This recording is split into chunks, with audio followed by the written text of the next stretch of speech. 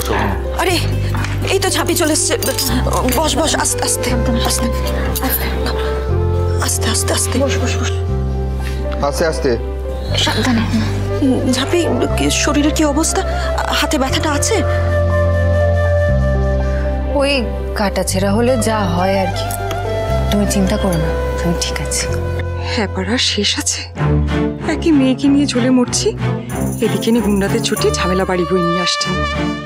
ওর গায়ে গুলি না লেগে যদি আমার ছেলেটার গায়ে লাগতো, বাবা গো। কিন্তু এখন কিছু বলাও যাবে না, আবার না ওই 498 ঢুকে বসেন। আর পারি না বাবা। দেখলি তো রাগ দেখি হুটপাট করে বেরিয়ে গেলি। আর দাদাভাই যদি না থাকতো কত বড় বিপদ হতো বলতো তো। ওকে বুঝিয়ে কোনো লাভ নেই অজয়, বিপদ নিয়ে খেলাই তোর হবি, আর তার মধ্যে লোককে হুজ্জুতির মধ্যে না ফেলতে পারলে তো শান্তি হয় না, এক্সিস্টেনশিয়াল ক্রাইসিস হয় ওর। সেই বিপদ নিয়ে খেলা ছাড় তো। ওই খেলতে গিয়েই তো মায়ের বগে যাচ্ছিল। কি করতাম, তোর নামে কেস দিত। দেখ দেখ এখন বুঝেছিস তো? হ্যাঁ, ওই যদি হাতে না দিয়ে না মাথায় দুটো ঠুকতো তখন বুঝতি। ইস, ছি ছি অজয়, এসব কি কালমুখের মতো কথা হচ্ছে? তুমি চুপ করো তো। ওই চারটি আচারের ব্যবসার টাকা দিয়েছে বলে যত দরদ তোমার। এই অজয়, চুপ কর, নালে টেনে এক চড় মারবো। একদম ওকে খাটাবি না।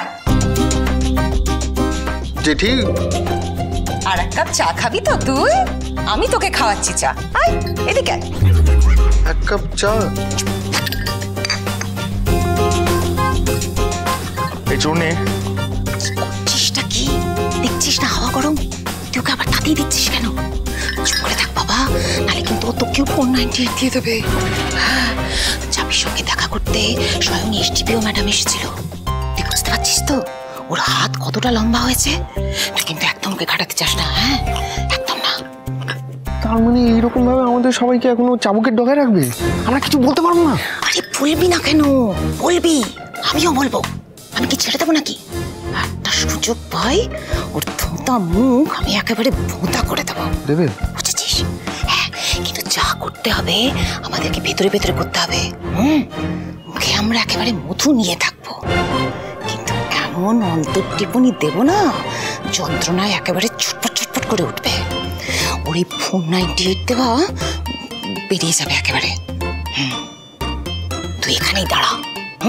আর এই চা খাবি তো খা, আমি গেলাম। না, আমি চা খাবো না, দোকানে যাবো। লক্ষ্মী ঝাঁপি প্রতিদিন সন্ধে 6:30টায় স্টার জলসায় ও জিও হটস্টারে।